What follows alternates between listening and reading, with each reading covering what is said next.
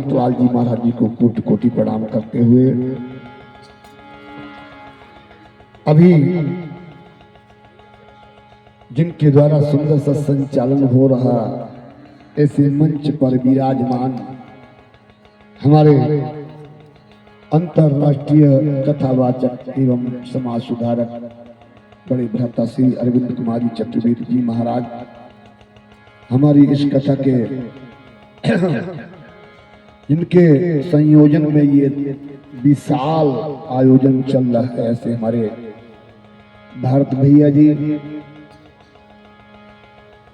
हमारे मंच के संचालन की नैया की कुशल की भैया हमारे किशोर जी महाराज हमारे कथा प्रवक्ता श्रीमान हरिमर्दन जी महाराज बाहर से आए हुए हमारे विदुषी प्रीति शर्मा जी हमारे मध्य में हमारे नगर की हमारी बेटी बाल तपस्विनी जो कि बचपन से ही जिन्होंने साधना की है ऐसी हमारी बाल साध्वी बेटी शर्मा जी हमारी निरंतर साधना करने वाली प्यारी बेटी साधना हमारे भैया देवेंद्र शर्मा जी नाल पर संगति कर रहे भैया शिवा समस्त भक्त स्वरूपा एवं शक्ति स्वरूपा माताएं बहने लव कुश ध्रुव प्रहलाद के छोटे छोटे बच्चों आए एक बार भगवान नाम का गुणगान करते हुए चलते हैं परमात्मा के पावन चरणों में।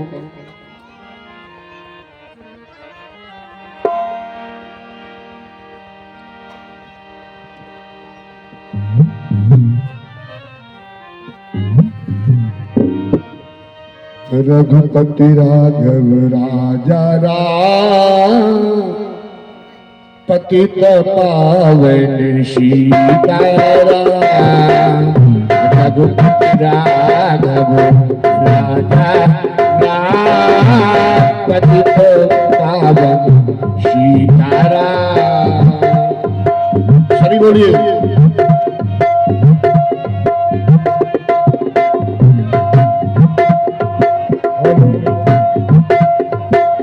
हरि ओम। बड़ी मस्ती के साथ सभी लोग बोले और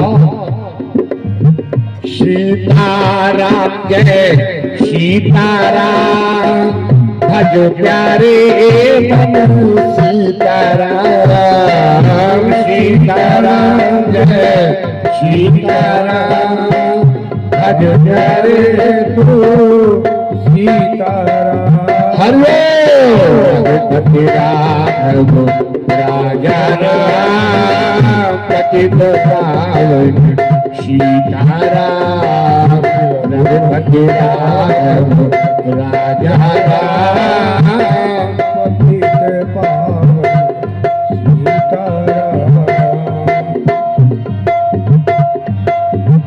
सीताराम जय सीताराम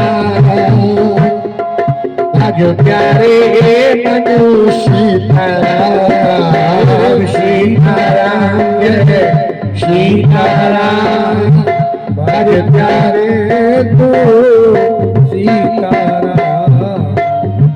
रघुपति राघव राजा राम पतित पावन सीताराम रघुपति राघव राजा राम पतित पावन सीताराम पतित पावन सीताराम। एक बार की बात है मीरा जा रही थी। मीरा ने एक स्थान पर दीवार पर लिखा हुआ देखा कि ताल और स्वर से गाओ। तो मीरा ने हाथ में डस्टर ले लिया और बिगाड़ दिया। वहां पर लिख दिया कि प्रेम से गाओ, क्योंकि भगवान की कथा में प्रेम की आवश्यकता। बोलो राम ही केवल प्रेम प्यारा और जान ले उसो जान निहारा।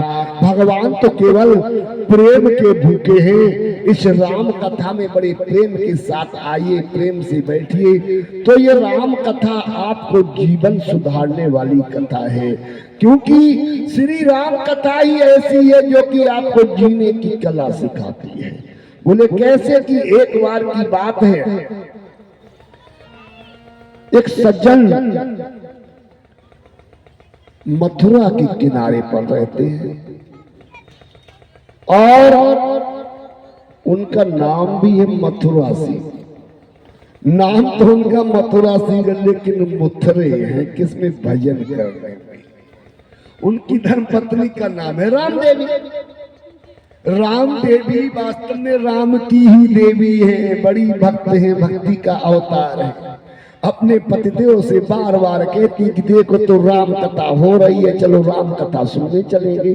उन्होंने कहा कि अरे अभी कौन से ऐसे दिन हो गए, अभी दूसरा ही तो दिन है, फिर सुन लेंगे, कोई बात नहीं। राम देवी ने अपने पति को मधुर वचनों से समझाया कि राम जी की कथा सुन लो, लेकिन हमने बताया ना उनका नाम था मथुरा जी, तो वो पुथरे थे, भजन करने में उनका भी नहीं, फिर सुन लेंगे, कोई बात नहीं। उनको बुखार,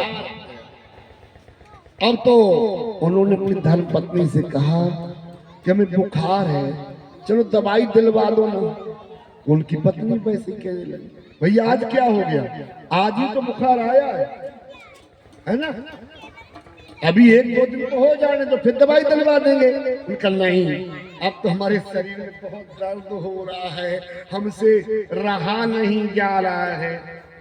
तो उनकी धर्मपत्नी गई डॉक्टर साहब के यहाँ, दवाई ले आई, लेकिन उन्होंने ऊपर अलमारी में दवाई रख दी। उनका हमें दवाई दे दो ना, बहुत तेज बुखार है, बदन में बहुत पीड़ा हो रही है। उन्होंने कहा कि आप उठ के ले लो ना दवाई। अब तो स्वामी जी को बड़ा ही रोना आ रहा था, क्योंकि जब बुखार होता है ना, दिल पे जब दर्द होता है तो हर बात बुरी लगती है, और अंधेरी रात में बारात बुरी लगती है। आज बहुत दर्द हो रहा है, तो उन्हें बात अच्छी नहीं लग रही है। राम देवी ने क्या, देखो ऊपर अलमारी में दवाई रखी है और आप उठा लो। अब कहीं लगे हमारे अंदर इतनी शक्ति होती उठने की, दवाई लेने की, तो मैं ले लेता। राम देवी ने कहा कि अच्छा एक शर्त है कि चल राम कथा सुनने चलो। कि देखो भाई, राम कथा सुनने चलोगे तो मैं आपको औषधि दे दूंगी। धन्य है वो नारी जिसने अपने धर्मपति को बदल दिया और राम कथा में आने के लिए प्रेरित कर दिया। बंधुओं, इस बात की गारंटी है कि आप लोग राम कथा में आए और बैठे तो आपके जीवन का विकास ना हो, जीवन परिवर्तित ना हो, क्योंकि समय जात नहीं लागत वारा, समय चला जाता है कि आछे दिन पाछे गए, किया न हर से हेत, अब पछताए हो का जब चिड़िया चुन गई खेत। इसलिए पहले से ही व्यवस्था कर लो भैया, है ना, क्योंकि अब लोग बहुत से कहते हैं अरे अभी मैं कौन सा बुढ़ा हो गया हूँ भजन करने के लिए। अरे भजन तो बुढ़े लोग करते हैं। नीति में आया है शतम कार्यम परित्यज्य स्नानं कुरु, सहस्रम कार्यम त्यक्त्वा भोजनं, लक्ष्यम कार्यम त्यक्त्वा दानं दातव्यम्, कोटि कार्यम त्यक्त्वा हरिं भजे, शतं कार्यम त्यक्त्वा स्नान, 100 कार्य छोड़कर के स्नान, और सहस्रम कार्यम त्यक्त्वा भोजन, हजारों कार्य छोड़ करके भोजन कर। लक्ष्यम त्यक्त्वा च दातव्यम। 1,00,000 कार्यों को छोड़ करके दान दे दो। कोटिम कार्यम त्यक्त्वा च हरिम भजे। करोड़ों कार्यों को छोड़ करके भगवान का भजन कर। क्योंकि ये मनुष्य का शरीर बोले किस लिए मिला है? भगवान का भजन करने के लिए मिला है, ऐसे नहीं मिला है। क्योंकि ये समय ही ऐसा है, ये युवावस्था है ना, जीव सोचता रहता है कि अरे मेरा समय व्यतीत हो जाए, वृद्धावस्था आ जाएगी तब हम भजन करेंगे, ऐसा सोचता रहता है। लेकिन तब तक समय निकल जाता है प्यारी। इसलिए कहा है किसी कवि ने बहुत सुंदर कि भजन कर मस्त जवानी में बुढ़ापा किसने देखा है। भजन कर मस्त जवानी में बुढ़ापा किसने देखा है। भजन कर मस्त जवानी में बुढ़ापा किसने देखा है। किसने देखा है, किसने देखा है बुढ़ापा, किसने देखा है।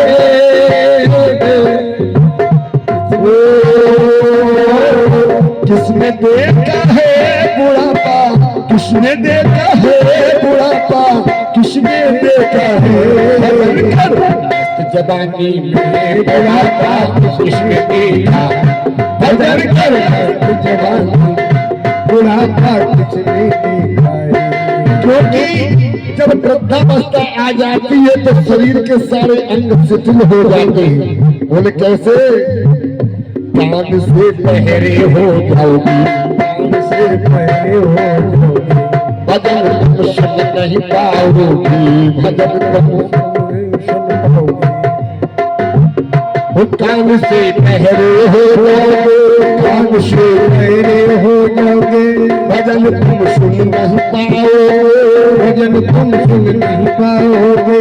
इसलिए जब बुढ़ापे में आपके कान नहीं होंगे, बहरापन आ जाएगा, तो भैया भजन कर मस्त जवानी में बुढ़ापा किसने देखा है। भजन कर जवानी में बुढ़ापा किसने देखा है। तालियों के साथ बचे रहो। बुढ़ापा किसने देखा है। किसने देखा है बुढ़ापा, किसने देखा है। भजन कर जवानी में बुढ़ापा किसने देखा है। बुढ़ापा किसने जवानी में बुढ़ापा किसने देखा है।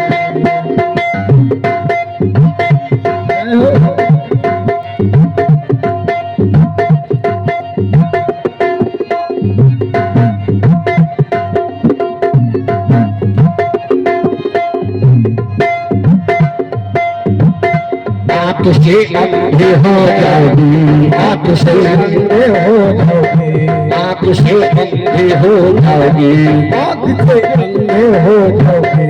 दर्श तुम कर नहीं पाओगी, दर्श तुम कर नहीं पाओगी। जब वृद्धावस्था आएगी तो हमारी आँखें भी कमजोर हो जाती है और जब हमें कुछ दिखाई नहीं पड़ता है, इसलिए आँख से अंधे हो जाओगे, आँख से अंधे हो जाओगे। दर्शन तुम कर नहीं पाओगे, दर्शन तुम कर नहीं पाओगे। इसलिए वर्ष पर मस्त जवानी में बुढ़ापा किसने देखा है। वर्ष पर मस्त जवानी में बुढ़ापा किसने देखा है। बुढ़ापा किसने देखा है। किसने देखा है बुढ़ापा, किसने देखा है। भजन कर मस्त जवानी में बुढ़ापा किसने देखा है। भजन कर मस्त जवानी में बुढ़ापा किसने देखा है। भजन कर मस्त जवानी में बुढ़ापा किसने देखा है। भजन कर मस्त जवानी में बुढ़ापा किसने देखा है। बोले हनुमान जी महाराज की जय। तो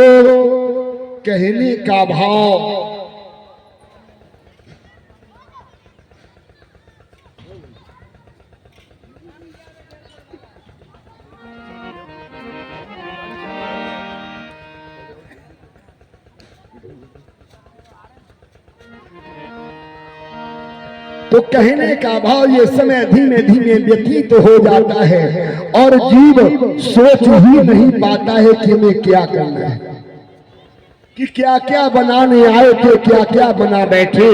कहीं मंदिर बना बैठे तो कहीं मस्जिद बना बैठे। तुमसे अच्छी तो परिंदे की जात है प्यारे, कहीं मंदिर पे जा बैठे तो कहीं मस्जिद पे जा बैठे। एक पक्षी भी ऐसा होता है जो कि परमात्मा का भजन करता है। वास्तव में एक बार एक बेचारा भ्रमर विचार करता है कि आज कहूं तो काल जपूंगो और काल कहे फिर काल, और आज काल के करण में अवसर जाती चाल। भजन करने के लिए कहते हैं कल भजन कर लूंगा, ऐसे ही कल कल करते हुए कल पर समय टल जाता है। लेकिन हमेशा याद रखो कि काल करे सो आज कर और आज करे सो आओ, पल में कर ले होगी बोहर करे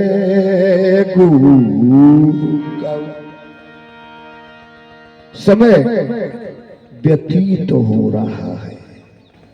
एक भ्रमर कमल के पुष्प में बंद हो गया और विचार करने लगा कि रात्रि गमिष्यति भविष्यति सुप्रभात, कि रात बीत जाएगी प्रातः काल हो जाएगा, कि रात्रि गमिष्यति भविष्यति प्रभातम अहम गंतव्यम प्रातः, कि जैसे ही रात व्यतीत हो जाएगी और प्रातः काल होगा तो मैं अपने धाम को चला जाऊंगा। कौन सोच रहा है? ये कमल के पुष्प जो भ्रमर बंद हो गया है उसका विचार है। क्या सोचा उसने कि पंकज को भृंग फंसो कर क्यों अपने मन में मंसूरा, कि होवेंगे प्राण खिलेंगे दिवाकर, जाऊं धाम पर अगले सुबह, कि होनी बीच में आए फंसी, नहीं जानत काल को ख्याल अजूबा, आए गजेंद्र चबाए लिए रह गई मन की मन में मनसूबा। आइए बेचारा सोच रहा है, तब तक एक हाथी आ गया। हाथी ने अपनी सूंड को फैलाया और उस कमल की पुष्प को ही तोड़ लिया। अब तो जड़ से वो कमल नाल उखड़ गया तो पता नहीं क्या हो जाए। इसलिए कि जिंदगी एक किराए का घर है, वो एक ना एक दिन बदलना पड़ेगा। जिंदगी एक किराए का घर है, एक न एक दिन बदलना पड़ेगा, जिंदगी एक किराए का घर है। तो ये जिंदगी क्या है? ये किराए का घर है भैया, ये ऐसे ही नहीं तुमको मिला है। जिंदगी एक किराए का घर है, एक न एक दिन बदलना पड़ेगा, जिंदगी एक किराए का घर है, एक न एक दिन बदलना पड़ेगा, एक न एक दिन बदलना पड़ेगा। मौत चलो तुमको आवाज देगी, मौत चलो तुमको आवाज देगी, घर से बाहर निकलना पड़ेगा, जब तुमको आवाज देगी। जय हो जय हो।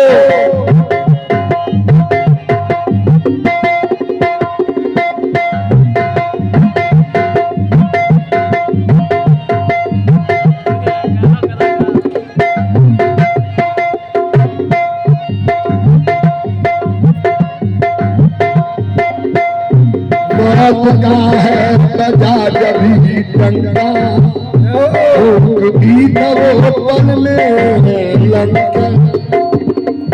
जब मौत आती है ना तो कदम का बजा देती है और सोने की लंका थक जाती है।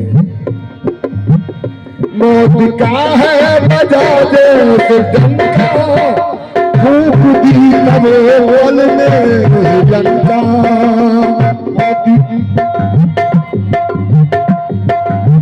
उतर गई मौत रावण को लंका, उतर गई मौत रावण को लंका। पैसे तुमको ही करना पड़ेगा, कर गई मौत रावण को लंका, पैसे ही तुमको करना पड़ेगा। ओ सुंदर बात है।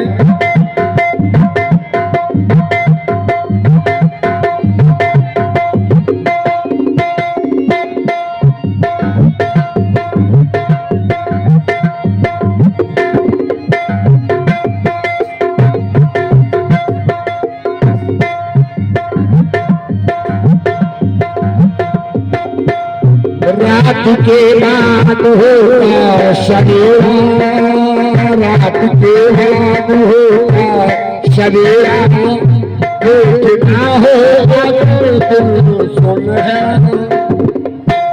रात के बाद होगा सवेरा, देखना है अगर तुम सुनहरा। फूलों पे रखने से पहले, फूलों पे रखने से पहले तुमको कागज करना पड़ेगा। फूलों पे रखने से पहले तुमको कागों पे चलना पड़ेगा।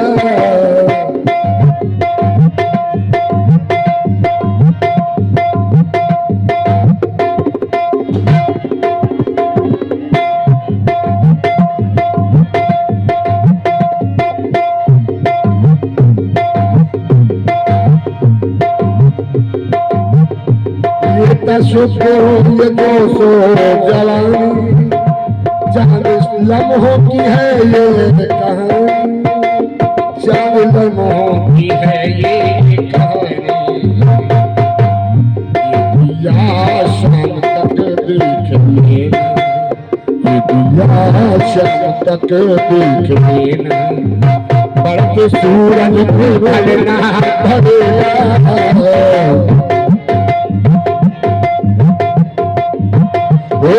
सूरज पे सूरज पे ढलना पड़ेगा। जिंदगी किराए का घर है, जिंदगी किराए का घर है, एक न एक दिन बदलना पड़ेगा।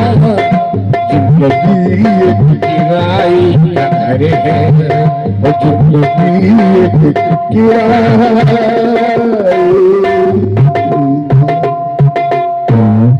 तो ये जीवन किराए का घर है प्यारे। तो वास्तव में ऐसे ही हमको ये मनुष्य का शरीर नहीं मिल गया है। बाबा ने लिखा है बड़ी भाग मानुष तन पावा शुरू दूर लभो सब ग्रंथन गावा। बड़े भाग मानुष तन पावा सुर दुर्लभ सदग्रंथन गावा। ये मनुष्य का शरीर बड़े ही भाग्य से मिला है। और कहा एक नहीं सारे ग्रंथों ने गाया है। बोले कहां कहां, एक जगह नहीं। गायन की देवा किल गीत कहानी धन्यास्तुते भारत भूमि भागे स्वर्गाप वर्गस्य चाहे तुहूते भवन्ति भूया पुरुषा सुरत्वा। गायन की देवा देवा देवता लोग गाते कैसे किल गीत का, बड़े ही प्रसन्न हो करके नाच नाच करके गाते हैं। और यही तो कहते हैं धन्यास्तुते भारत भूमि भागे। वास्तव में वे बड़े ही भाग्यशाली हैं, बड़े ही धन्य हैं। भारतवर्ष में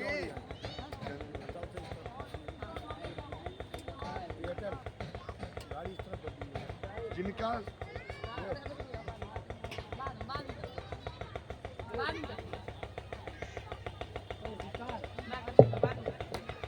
जिनका भारतवर्ष में जन्म हुआ है बड़े ही भाग्यशाली है।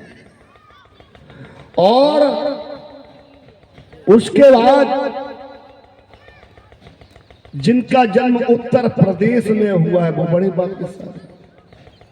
उसके बाद जिनका जन्म गंगा और यमुना के मध्य में हुआ है वो बड़े ही भाग्यशाली हैं। बोले क्यों? गंगा ज्ञान का किनारा है और यमुना भक्ति का। आपको ज्ञान प्राप्त करना है तो गंगा के किनारे जाइए, और भक्ति प्राप्त करनी है तो यमुना के किनारे जाइए। तो वास्तव में हम लोग बड़े ही भाग्यशाली हैं जो कि इस भारतवर्ष में जन्मे। विष्णु पुराण में आया है अत्र जन्म सहस्रा सहस्रे रवि कोटि कदाचन लभ्यते जंतुर मानुष्यम प्रापनोति। अत्र माने अर्थात ऐसे नहीं जन्म मिलता है। कोटि माने करोड़ों वर्षों के जब पुण्य एकत्रित हो जाते हैं तब भारतवर्ष में जन्म मिलता है। और वो भी मनुष्य का जन्म सबको नहीं मिलता है, बड़ी ही मुश्किल से मनुष्य का जन्म मिलता है। अभी बताया था ना, बाबा ने लिखा कि बड़े भाग्य मनुष्य तन पा, अन्य कुछ किस नहीं मिलता, केवल मनुष्य का तन लिखा ना, अन्य किसी देश में क्यों नहीं हुआ। बताया धन्यास्तुते भारत भूमि भागे, वो बड़े धन्य हैं। प्रश्नवाचक लग गया क्यों धन्य हैं? इसलिए धन्य है कि इस भारतवर्ष में गंगा यमुना कावेरी नर्मदा जैसी नदियां पवित्र ये बह रही हैं, जिनमें स्नान करने से मनुष्य का अंतःकरण शुद्ध हो। नदियां ही नहीं, सीता, सावित्री, प्रियंवदा, गार्गी, मैत्रेयी जैसी महान सतियां इसी देश में हुई हैं, जिनका नाम स्मरण करने से हमारा अंतःकरण शुद्ध।